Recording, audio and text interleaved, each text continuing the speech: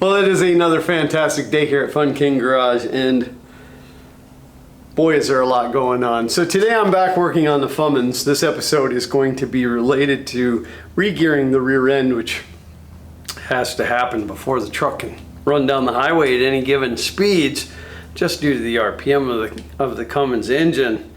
So I'm going to feed you that, but as you can see, there is a ton of stuff going on here in the garage, and there's going to be a lot more information coming up on this situation. Yes, that is my 390 no longer in the fair lane, and it's not great news. But for today, it's great news because we're going to put some gears in the rear of the Fummins.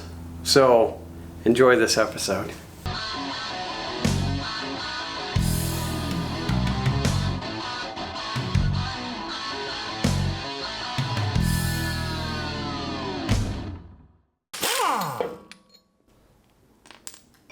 Alright, now that's dripping. And now it's really dripping. Alright, so that is out.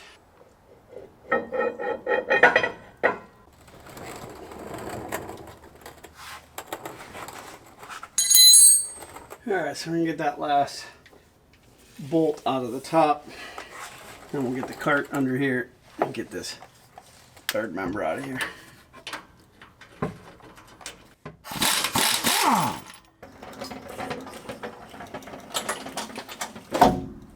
Oh, I missed a bolt on the bottom, didn't I? How come you guys didn't tell me that?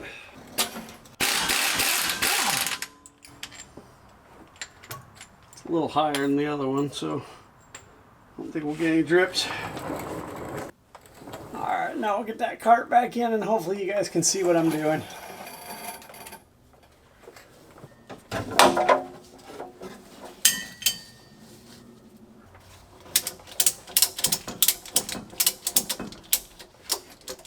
That'll keep it from dropping off the back, hopefully.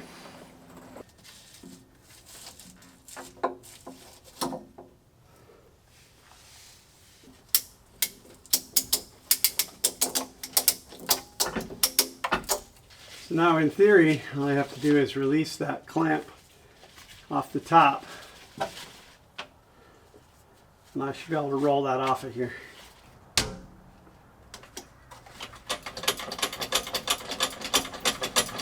Okay, so that's what I thought. The RTV has got it stuck pretty good. Oh, hey. That moved a little bit easier than I thought it was gonna.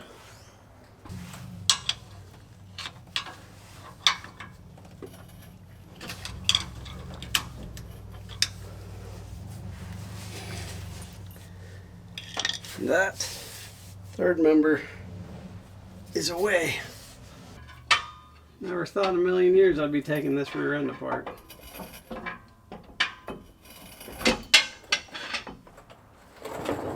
It's like it weighs 250 pounds or something. But I've now disconnected the sway bar so I can get it up above that tab. I think it's just out of frame, but hopefully, and just like that. Alright, so here's the part where it gets scary now because I got a fuel tank in the way. Okay, so it is out.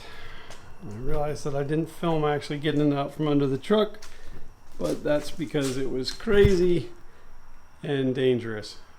So because of the cart, the lowest setting on the cart wasn't low enough to get it out from under the truck, and therefore I ended up having to use 2 floor jacks and then get it down onto the floor, and I put it on this board right here, and then I just slid it out from under the truck. But overall, there it is, and she's out. The rear differential is now out from under the truck, and that was a challenge in itself because of how large it is. But I did manage to get it out of there. I got it up on top of the hydraulic lift table, and it should be noted that this third member is 250 glorious pounds.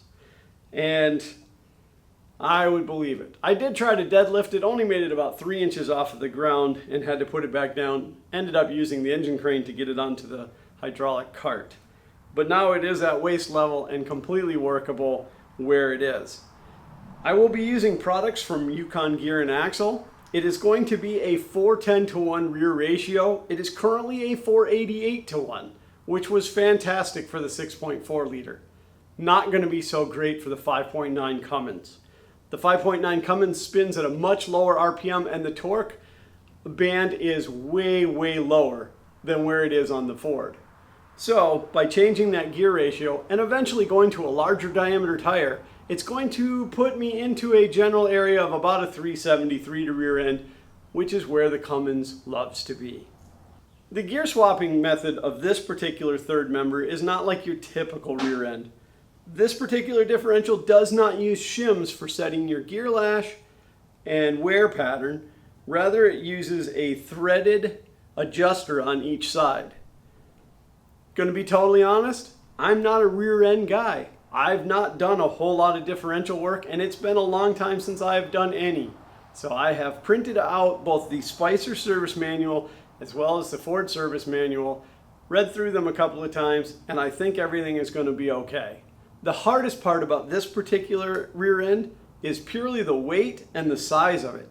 It is massive, it is heavy, and it has to go in and out of the press a couple of times. And overall, it's not going to be fun. But we're going to get it done. The particular kit that I'm using is a ring and pinion from Yukon Gear, as well as a new ABS ring, new bearings, and a new pinion nut. Before I get started with the teardown, just in case you're interested and want to know what the manuals look like, and I say manuals with an S because there are 3. There is the Dana Spicer manual, which is a lot of pages.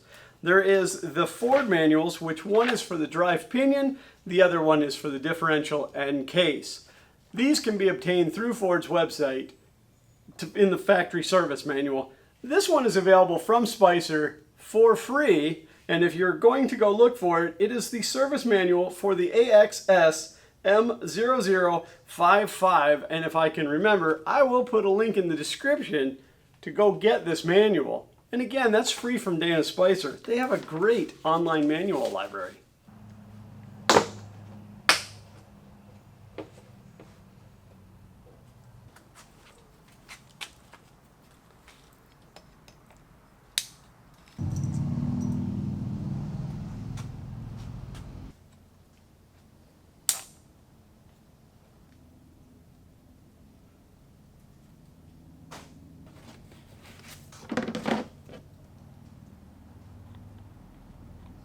Now that I have the dial indicator in place, I'm going to measure the backlash on the ring and pinion.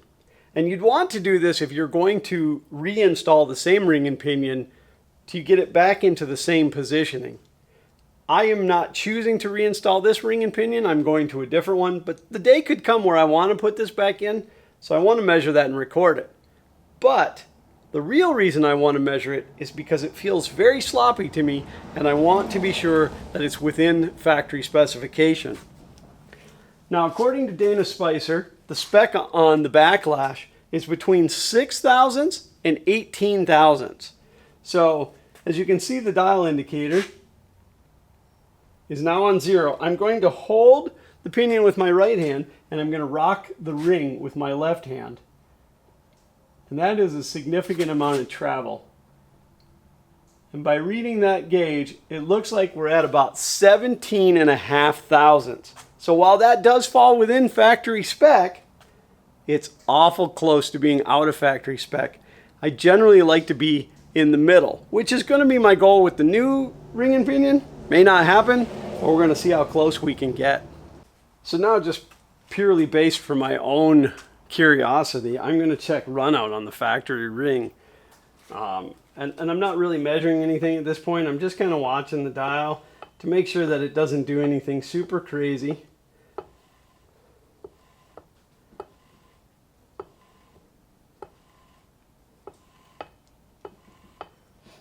Looks like I got maybe 5 thousandths worth of run out. So that's fine. We'll definitely check it again with the new one to make sure it's within specification.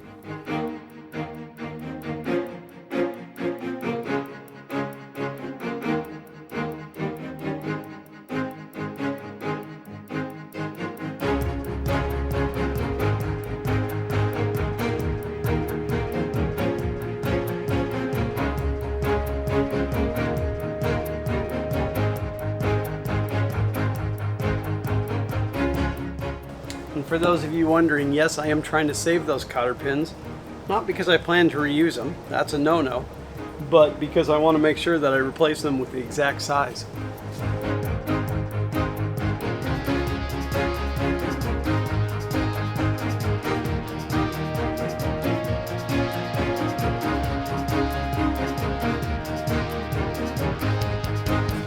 If you're curious about my work table, this is actually a Harbor Freight 1,000 pound capacity hydraulic lift table. It's new to me and I'm very excited about it.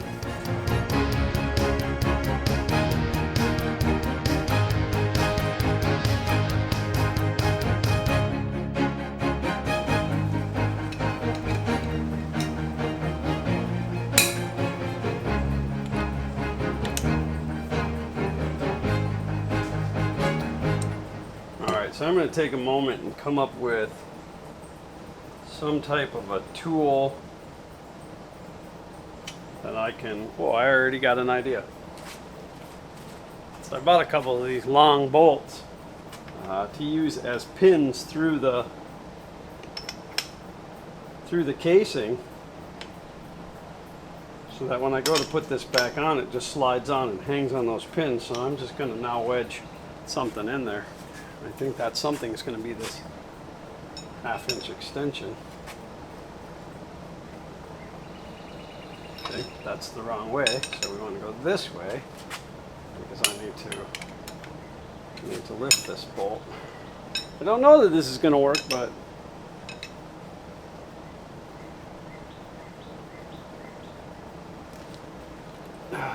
there's one. 6 of these.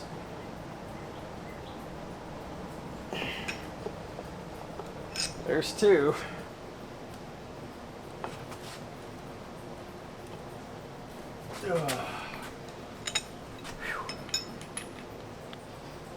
Oh.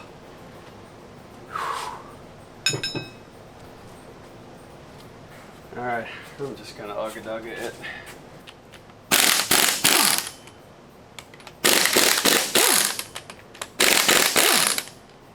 That was way easier. Yay, air tools! It doesn't say how much to loosen these, it just says to loosen them. So I'm going to run them back down where they're touching.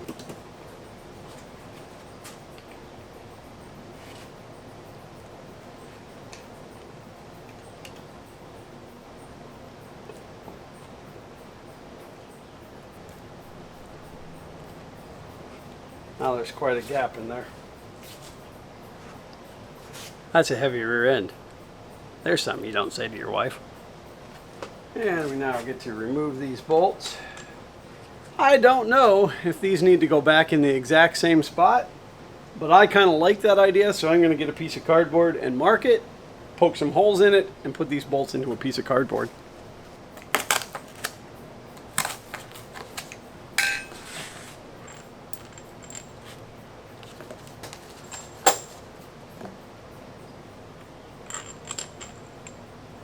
By the way, I absolutely despise the smell of gear oil. So this thing is wretched to me.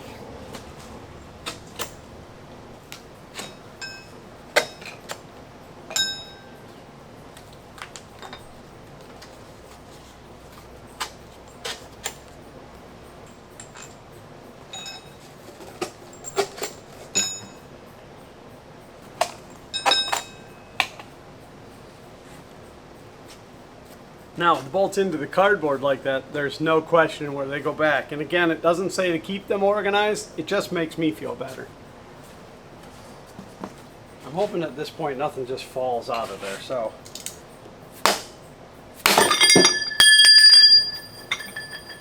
Like I said, as soon as I pop that off, stuff's gonna fall out of there.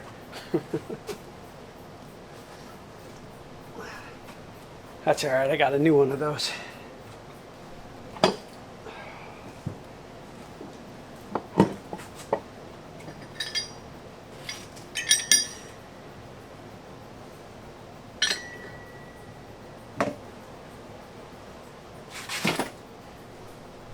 So it looks like what the manual wants us to do next is actually to remove the bearings off of this. Again, I don't have to pull this one because I will not be replacing that one on this ring. But I am going to at least need to remove this other one so that in the future I can put the new bearing in. This is an excessively heavy piece of equipment.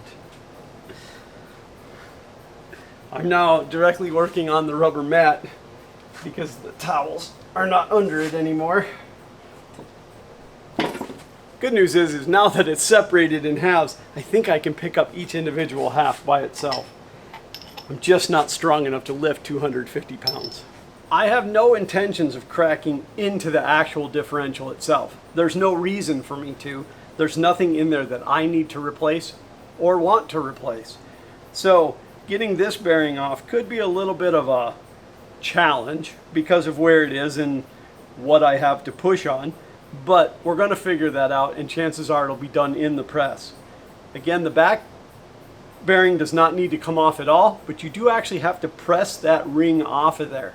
I could apply some heat to it and hope that it expands enough to just slide off.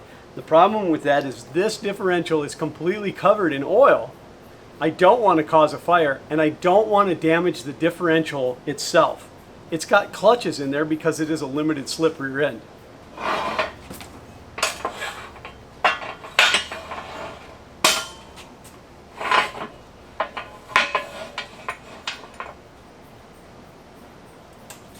This is probably one of the greatest things about this particular piece of equipment, and that is that if I need it at a different height to match something, it's fully adjustable. I'm going to flip this over. I'd love to know how much just this part weighs. I'm going to walk it out onto the press. Once I'm sure that it's stable enough, even though it's dripping oil everywhere, I'm going to get this out of the way. I think I'm going to put a wooden block underneath that just to protect it a little bit. Can I tell you how much I hate gear oil? So what I opted to do is build this box out of gold, also known as wood, and place it on the press and put the differential laying on top of that. That way the wood does not hurt the current ring and also will not slip off of there. I did reinforce the front so it doesn't spread apart. So hopefully that's going to work.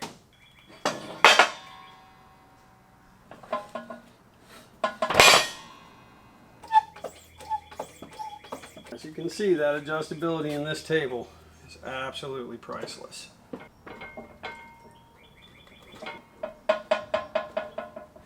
For those of you wondering, I'm not actually pressing on the center section of this differential.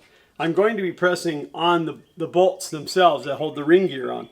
And the purpose of that is it actually pushes the differential away from the ring gear, leaving the ring gear on top of the wooden box and dropping the differential down onto the piece of wood that I have inside.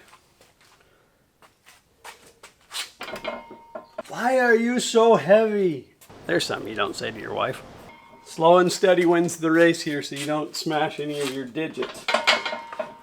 Because I also have to be able to shift this thing around in here. And however unruly that is, it's going to work. And I do need to break these bolts free. And I probably should have done that before I put it on the press. But if need be, I can easily transfer it back to the hydraulic table. According to the manual, it shouldn't take more than 3 tons of force to separate that ring gear from the differential. This is a 20-ton press. I think we've got it. I think for ease of loosening those bolts that I should have done before I put this into the press, I'm going to slide this back onto the table. I'm going to move this rubber mat up out of the way though. And this should slide over just like that. I'll tell you, honestly, I wish I could get a commission for selling these tables.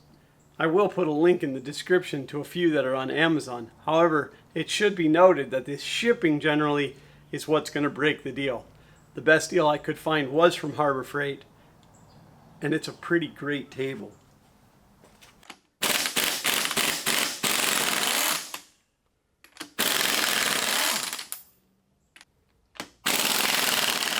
The compressor's about to kick on.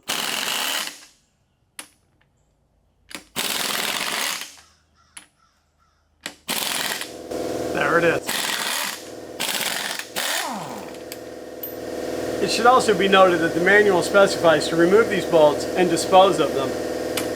I don't know why. I don't know if it's because of the thread sealant that's on them. However, the kit from Yukon, the Master Rebuild kit, does actually come with new bolts.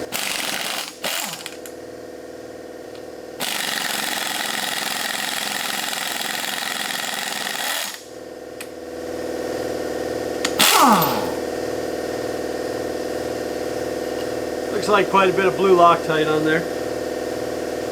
Just wanted to bring these up a little bit and some of these back in a little bit so that the threads aren't too far out.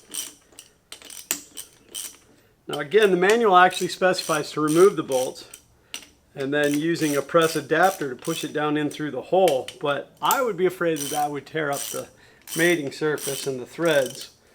So I'm just going to use my press the way it is against the head of the bolts themselves.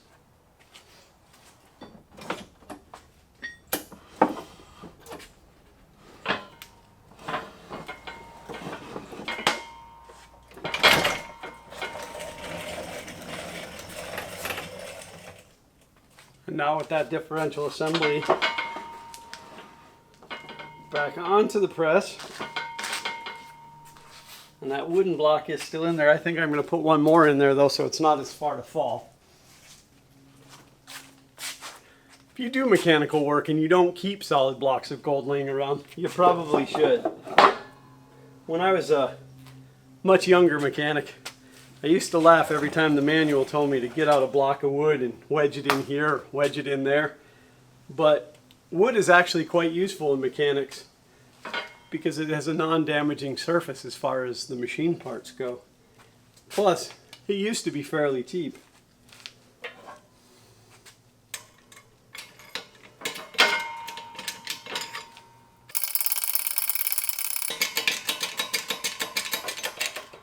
Contact has been made. I'm just going to double check just to make sure that it doesn't look like anything is hanging up. And I'm just going to go a little bit on each side.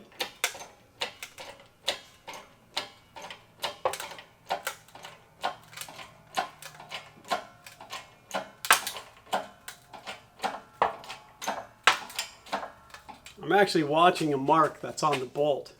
It doesn't seem to be dipping down into the ring gear at all at this point. So I know it's not actually moving. I do hear the wood crunching underneath, but we'll see what happens. It is now successfully moved. Only a couple of millimeters, or maybe 1/8 of an inch, but I think that's acceptable for this side. I'm going to try switching over to the opposite side.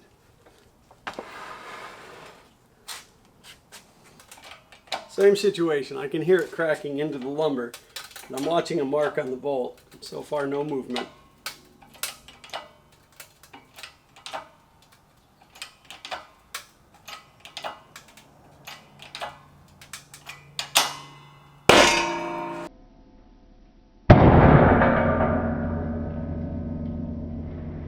I would say that was movement. That's always one of those poo your pants moments when you're pressing anything, but that generally means that you've broken free. So now I'm going to kind of go for a thirds point over here.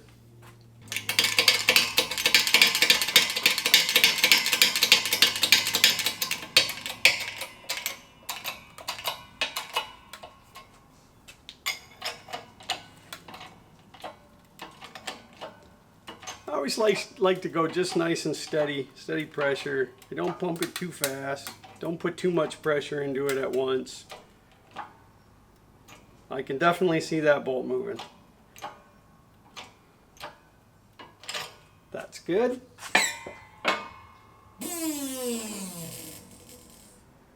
So I want to take a minute and ask anybody that's viewing this video, if you have a press and you have converted to air over hydraulic on the cylinder, I'm curious to know what your thoughts are. Because I've considered it. In fact, I considered it really hard yesterday, being that it's on sale currently. Maybe out at the time of this video, but my hesitation, I guess, is that by doing air over hydraulic, you don't really get the feedback. And I realize that you can still pump those manually, but I wouldn't. I would always just do it by air. And just, I feel like having the manual control over it, I get a little more feedback out of it and a little more control. But let me know in the comments if you use air over hydraulic on a press, mainly a Harbor Freight press. I'm curious to know what your feelings on the situation are.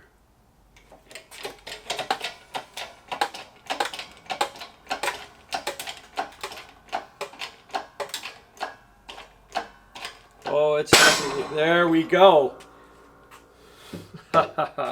I could see them all moving at that point. So technically now it should be completely free from the ring gear because I am laying down on bolt heads on both sides. So I'm going to transfer it back to the hydraulic table and then work on taking that ring gear off. Now, to finish this up, I'm going to just run these out manually.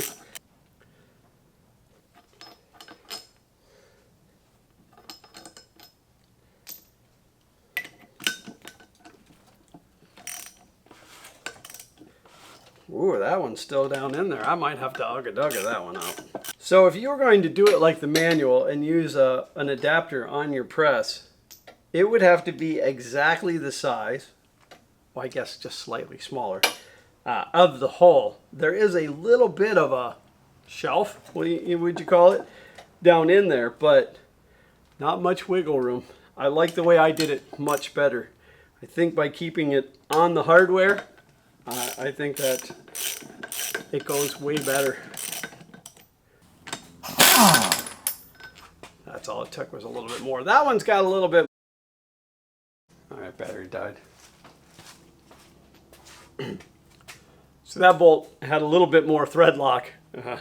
All of these stopped a little bit before the end, and that one is all the way to the end. So now I understand why I had to put the impact back on that one. So just 2 more bolts. And this ring gear should be away.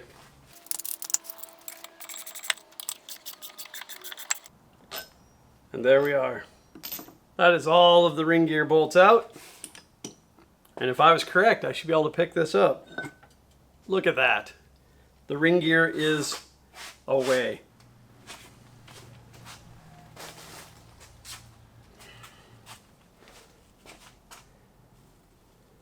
Okay, so the ABS ring gets installed onto the new ring gear with a dead blow hammer. That's my favorite way to do stuff. So multiple places that I've read have said absolutely do not use the bolts to pull the ring gear down onto the differential because you can warp the ring gear. This is telling me to use special tool 205 D020, and we will definitely figure that out because I don't own one of those, but we will make one or substitute something else in there. I believe they call it a step plate, but this does need to be pressed back on. So I'm going to grab the new ring gear and the new ABS sensor wheel, and we will get those dead blown together. I'm going to beat it with a dead blow hammer. But not today, because as always there is way too much content to fit into one episode without dragging it on to be entirely too long. So if you want to see me beat that thing with a dead blow hammer, you're going to have to tune in to the next episode of the Fummins Project. But for now, I do want to thank each and every one of you for being here, watching my content, hitting that subscribe button, ringing the bell for notifications. You know, sliding in that thumbs up because it costs you nothing and it means everything to me. I am preparing for Hot Rod Power Tour 2025, and I know a lot of you are thinking, man, that's way off in June. It's, you know, end of January, beginning of February. However, obviously there is a lot to do before Power Tour 2025. I have a lot to accomplish. It's not just the engine. I've got some brake system stuff going on too, so stay tuned for all of that as well. And of course, as always, the most important thing is, thank you for watching.